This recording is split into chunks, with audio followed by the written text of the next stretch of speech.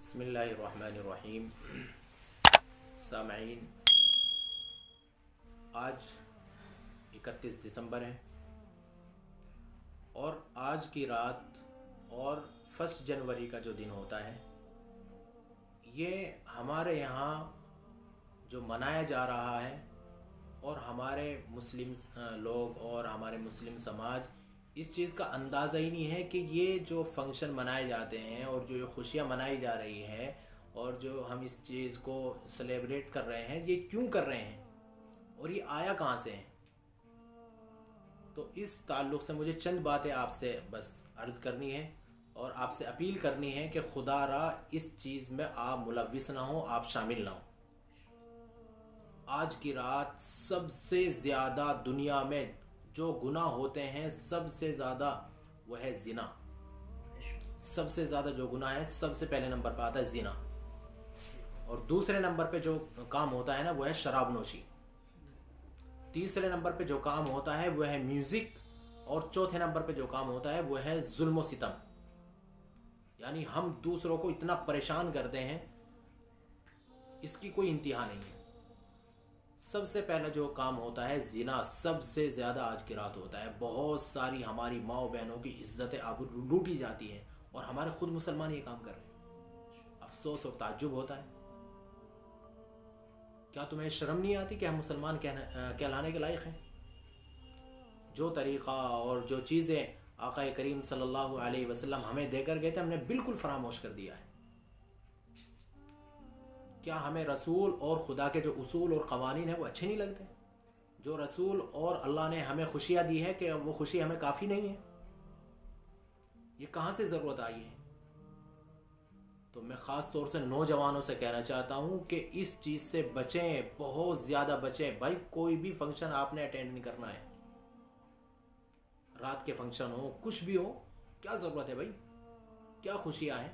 آج کل بہت سارے لوگ، یہ چلو ہم نے مان لیا جو امیر لوگ ہوتے ہیں ان کو تو بدہضمی ہوتی ہے اپنی مالداری کی، یار غریب لوگ جن کے پاس پیسہ نہیں ہے، 2 روپے نہیں ہے، اپنے انتظامات اور اپنے گھر کے اخراجات پورے نہیں ہوتے، وہ لوگ بھی اس چیز میں حصہ لیتے ہیں اور اس چیز کو اچھی طرح خوشی کے ساتھ مناتے ہیں، اور پھر کہتے ہیں بھائی بچوں کی خوشی ہے۔ بھائی کیا خوشی ہے کہ جی بچے مان نہیں رہے، بیوی ضد کر رہی ہے، بچی ضد کر رہی ہے، کیا ضد کر رہی ہے بھائی؟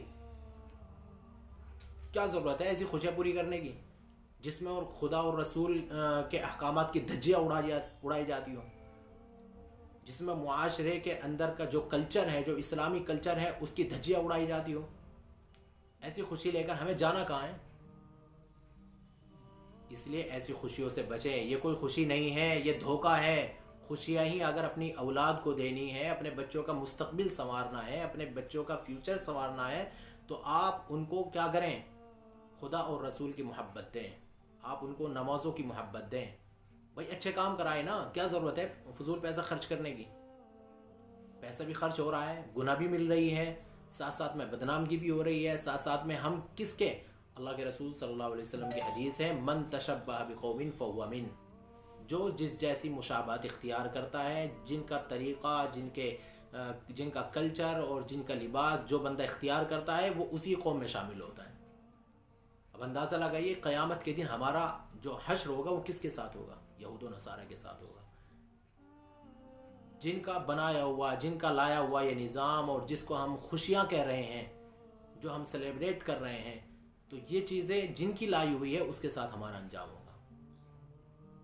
اور خاص بات، سب سے اہم بات جو میں کہنا چاہ رہا ہوں وہ سن لیجئے کہ زنا ایک قرض ہے، زنا ایک قرض ہے، اس سے حتی الامکان بچیں۔ یہ قرض ضرور ادا ہوگا۔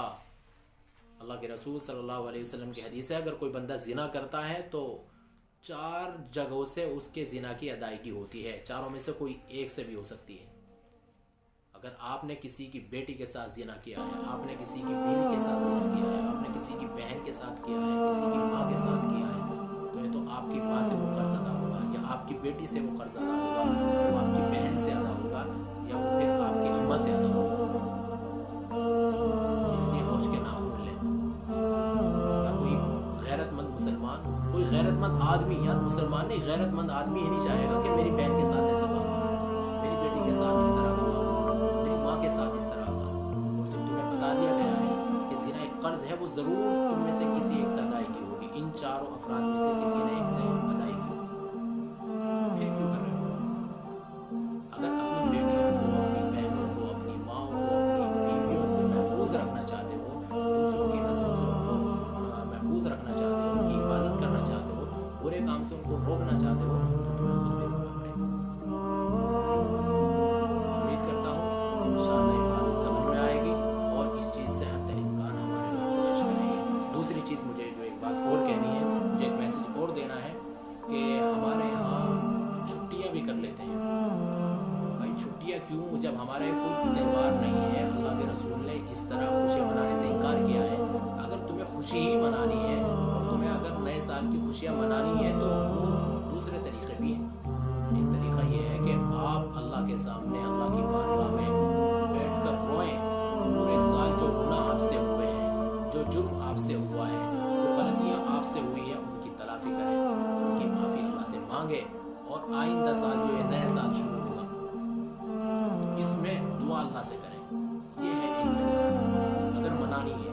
حالانکہ ہمارا اسلامی سال جو شروع ہوتا ہے وہ محرم سے شروع ہوتا ہے، لیکن اگر تمہارے دل میں کچھ جذبات ہیں، کوئی احساسات ہیں، اور آپ چاہ رہے ہیں کہ بھئی مجھے منانا ہی ہے کسی طرح، تو یہ انداز اختیار کریں آپ،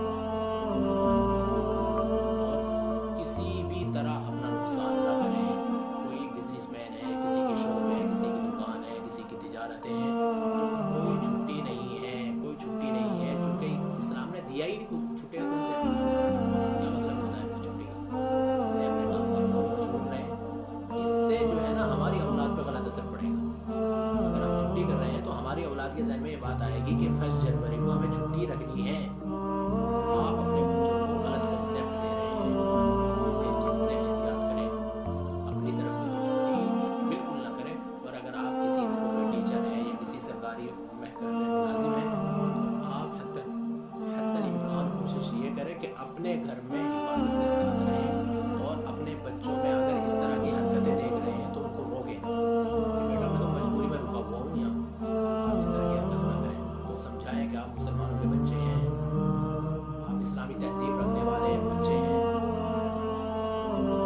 امید کرتا ہوں کہ انشاءاللہ جو بھی آپ حضرات یہ ویڈیو سن رہے ہیں اور یہ چیز دیکھ رہے ہیں، تو میں امید کرتا ہوں کہ انشاءاللہ ضرور آپ حفاظت کریں گے، اپنے آپ کو بھی بچائیں گے، اپنے گھر والوں کو بھی بچائیں گے، اور اپنی